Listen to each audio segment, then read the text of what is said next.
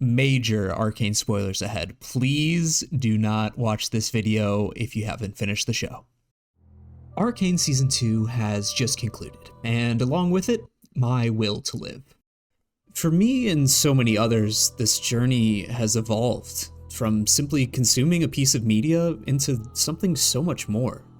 After watching the finale and probably setting some sort of record for amount of times wept in a 24-hour period, I found myself emotionally exhausted, almost in a depressive state.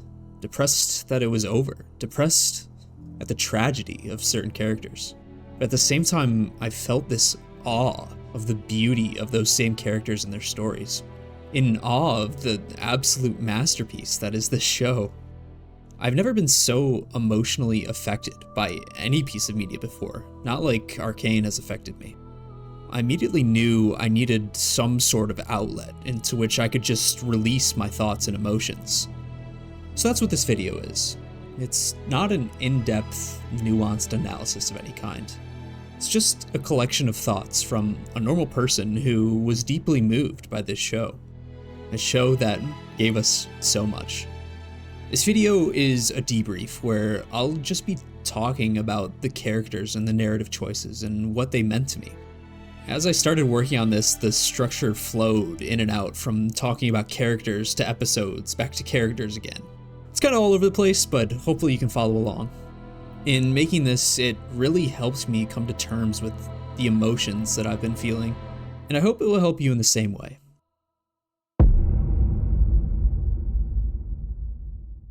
Jinx was my favorite character in Arcane, and the driving force behind Season 2. We pick up with her coming fresh off of another loss. I mean, seriously, she's lost her friends, her real father, her father figure, her second father figure. She has just lost so much, and it doesn't stop there this season. She has fully embraced the madness that is Jinx as a result of this trauma, all of which we see in Season 1, culminating in the finale. We pick up with her in Season 2 not having a purpose, even telling Savika she just wants to watch it all burn. Then, Isha. Isha comes into her life and changes everything. There are parallels that can be drawn between Isha and a young Powder, and even a bit of Vi as well. She is afraid but strong, eager, innocent, loving, willing to fight for the one she loves to the point of self-sacrifice, which we see even before her end. Because of Isha, Jinx learns how to love again in a healthy, non-transactional way. She's reminded of the bond of family, even if it's a family that she finds. Jinx still remains, but we see glimpses of the good that she can be capable of. This all culminates in the prison scene. I'm feeling fantastic. I'm fucking fantastic. No, not that one. This one. Not only does she do the right thing in rescuing Isha and the rest of the Zonites, but she's prepared to give her life to save them. We'll come back to Jinx, but for now this brings us to the next storyline we need to talk about.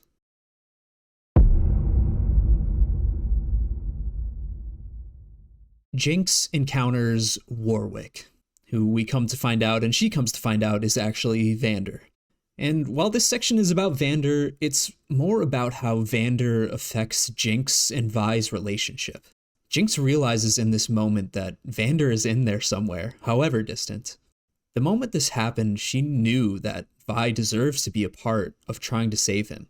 I personally think Jinx's heart had been opened by Isha and reminded her of the bond she and Vi used to have.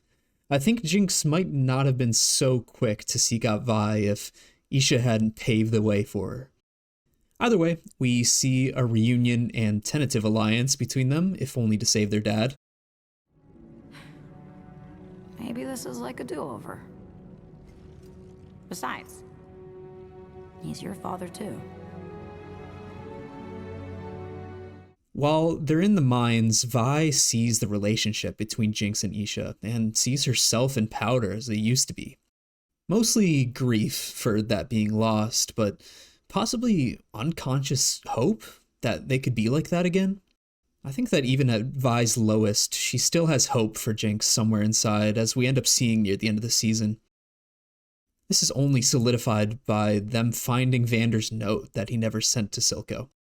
This scene was so powerful because it showed that no matter how hard Vander and Silco had fallen out, Vander was at least willing to forgive Silco, and at the same time was sorry for what he had done to him and was open to forgiveness himself. This only makes their story that much more tragic. That they died having never reconciled, and furthermore, the rift between them not only destroyed themselves, but hurt so many loved ones around them, even affecting all of Zaun. The parallel here is obvious, that Vi and Jinx are in the exact same position as Vander and Silco were in. The only difference being that they still have time. Time to forgive each other and be a family again, no matter how much they had hurt each other. I think they both feel it in this scene, even if they don't acknowledge it. Forgiveness is a main theme in this show, and nothing shows it more than Vander, Silco, Vi, and Jinx. This is all further emphasized to us through the devastating flashback of how things were with all of the OGs before everything changed. All of this episode's buildup, everything I've talked about so far, finally leads up to one of the most powerful shots of the show. Vander, Vi, and Jinx reuniting as a family. A visualization of a reconciled sisterhood, hope for a future, and the possibility to love each other again. And they even welcome Isha to be a part of it. And in true Arcane fashion, they rip that all away from us.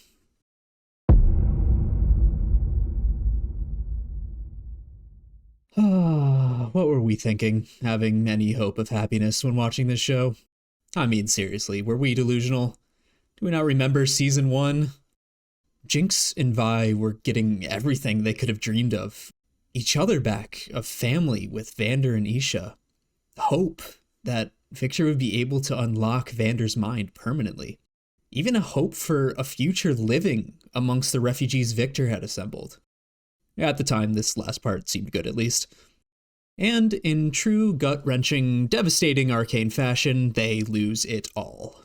Vander becomes lost to Warwick. Isha sacrifices herself. Jace cuts down Victor, and with him, any hope they had of a future in that place. All gone. The amount of loss that these two characters have gone through is insane.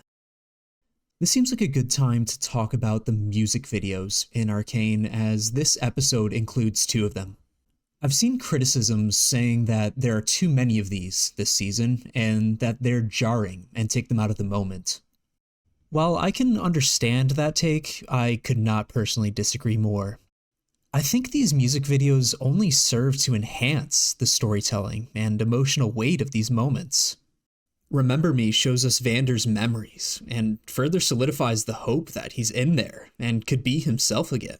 We see the same animation style in the finale when those exact memories are fading away, never to be seen again, Vander fully lost. Okay, man, I mean seriously, is this even allowed? This goddamn show, man. Then take Isha's song. We see the love and beautiful moments Jinx and Isha shared. We see Isha's resolve that she's willing to sacrifice all of that to save Jinx, to save the ones that she loves. The unique animation styles and inspired music are what make these moments work, and I had to mention how powerful I think they are. Somehow, after all this loss, after completely destroying us with episode 6, they thought it was okay to give us episode 7.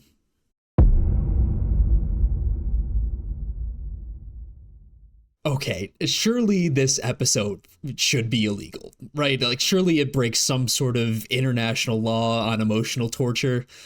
The Geneva Convention covers shit like this, right? Let's talk about it. We'll talk about Jace a bit later, but for now let's focus on Echo, as this episode mostly does so. Echo has stumbled into everything that he could ever dream of. Lost friends back from the dead, a prosperous Zaun. Most importantly, a good powder. what Powder could have been had she not gone through debilitating trauma after debilitating trauma. The Powder that, save for a few brief moments, Echo has lost hope of seeing her in the Jinx in the main timeline. Powder's gone, Vi. All that's left is Jinx, and she belongs to You're Silco. wrong. She's still in there. I can reach her. You can't. This alternate timeline is everything he, and we the audience, could hope for.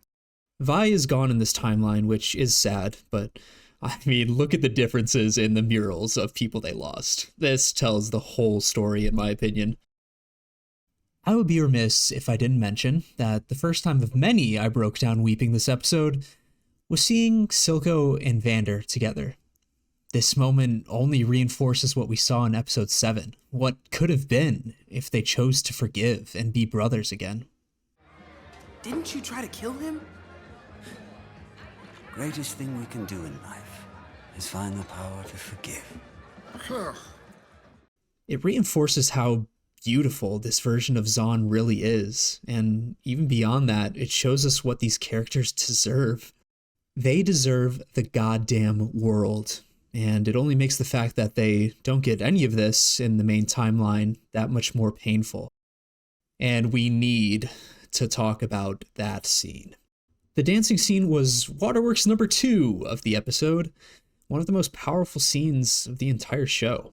I'm sure many of you all have heard that they animated this scene in 4 frames per second, the same amount of time Echo can go back with the Z drive, signifying that he wants to stay in this moment forever. This is another example where we see how the music video technique they use is so effective. The music here is entrancing, and the translated lyrics only pile on. I love you. I'm leaving you. Echo chooses to leave everything that he has ever wanted in order to save his world. He gives up the ones he loves, the one he has always loved, to do the right thing.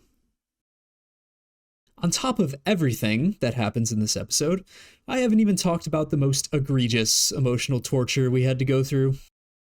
We got Jinx with space buns and a fucking wolf cut in one goddamn episode. How are we meant to carry on knowing that this doesn't exist in the main timeline? Anyway, this episode finishes up with Echo heading back to his reality and Heimer sacrificing himself to get him there.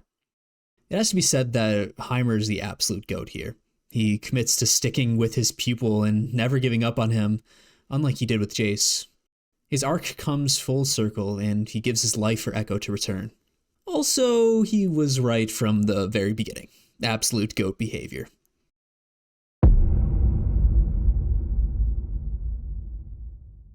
In both episode 8 and the finale, Jinx is at her very lowest. She has lost everything and everyone there is to lose. She even sees herself as a burden to her only remaining relationship, that Vi can never be happy as long as Jinx is there, being a thorn in her side. Echo saves Jinx from herself using what I believe to be what he saw in the alternate timeline. All of Jinx's existence, she's heard that people still see the good in her, but I think hearing it from Echo that he's actually literally seen that she can be good is what changed it for her and made it real. We ultimately see the rise of a combination of Powder and Jinx, willing to fight for the ones she loves, with a sprinkle of madness on top. Jinx's story ends with her giving her life for Vi. And it was always going to be for Vi at the end of the day. Even when they're worlds apart, they would always love each other and always be sisters and always be the ones that they would give their lives for. Now, I'm personally in the camp that believes Jinx is still alive. I think the showrunners leave some pretty obvious clues that that's the case, but we can look at it through the lens of her sacrifice. That even though after everything she went through, she should have been broken beyond repair, but love, forgiveness, and family were what drove her to pay the ultimate price in one final act of good. Jinx deserved the world and received none of it. The most tragic of them all, though, was Echo. Everything he gave up in episode 7 was brutal, but this would have been tolerable if he had something or someone left at the end of it all. Instead, he has nothing. Maybe with Jinx still being alive, there's hope for a future for them at some point, but as it stands, he is simply alone. Vi's story ends with her losing pretty much everything Jinx has lost over the course of the show, with the exception of losing Jinx herself, but she at least has a somewhat happy ending with being with Cait and having some semblance of happiness. Vi definitely took a back seat in the season, which is understandable with the amount of time they spent on other characters. I don't really mind this too much, as she still had a satisfying arc and resolution in my mind. She was able to overcome her unending guilt that she has always felt, despite some of it being real and some of it imagined. In a way, Jinx was right, that her being gone released Vi from feeling responsible for her, and opening the door for Vi's happiness. Let's be honest though, the real undisputed winner of this show was Singed, that bastard.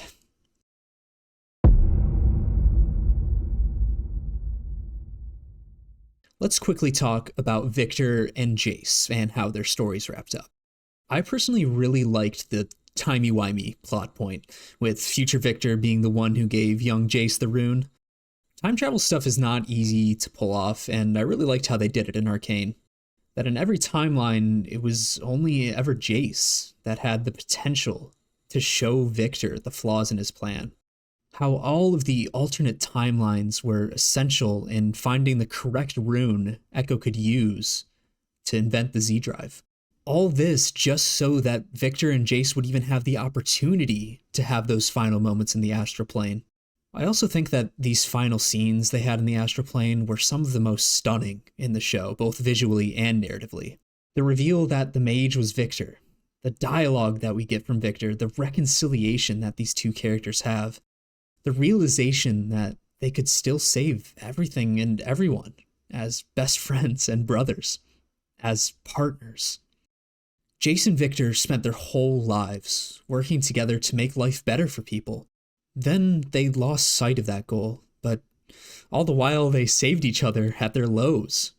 And finally, despite the distance that had formed between them, they forgave each other and sacrificed themselves together to save everyone, as their goal had always been. Yet another example of forgiveness being a driving theme, and it really makes for a beautiful ending for these characters.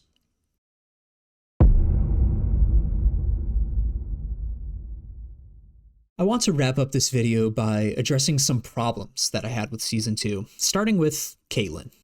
I am completely okay with where Caitlyn ended up, how she betrays Ambessa and sides with Vi. It makes sense for her character. The only reason she even sided with her in the first place was because she was blinded by her grief. In the next months, as she healed from that grief, she began to have doubts about Ambessa and realized she had made a mistake. There's subtle moments, dialogue, facial expressions that show this throughout Act 2. My problem lies with these things not being enough narratively, at least in regards to her relationship with Vi. She ended Act 1 by shitting on Vi. She verbals her, leaves her, hell, she even assaults her. They did not leave things in a very good spot. We never see a confrontation of that conflict, an acknowledgement that, hey, we left things pretty shitty. Vi deserves to be pretty pissed at her for what happened, and Cait deserves to be pretty distraught about how she acted because of her grief.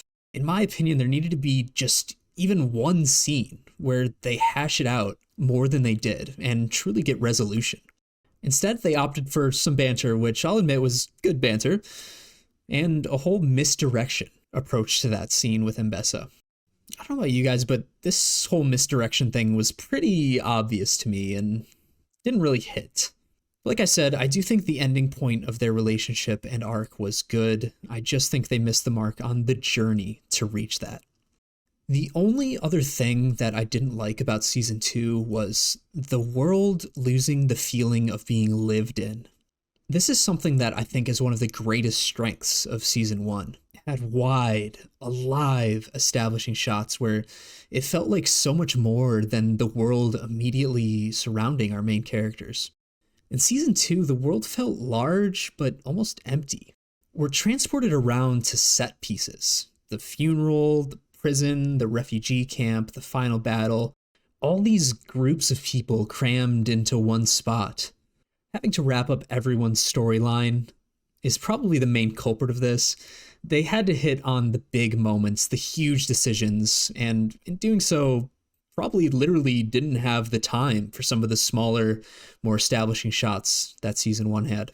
I might be wrong at this point. I'm no cinephile, I'm no writer, but it's something that I felt when watching, so it's worth mentioning in my mind. Despite these two problems I had, I truly do believe that overall this show was an absolute masterpiece.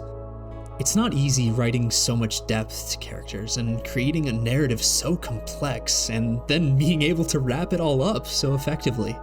It's no secret that the animation is the best we've ever seen, really rivaled only by the Spider-Verse films in its creativity and raw beauty. This emptiness I'm feeling after watching the show only points to how moving it was. I know when I look back at this time, I'll remember it fondly.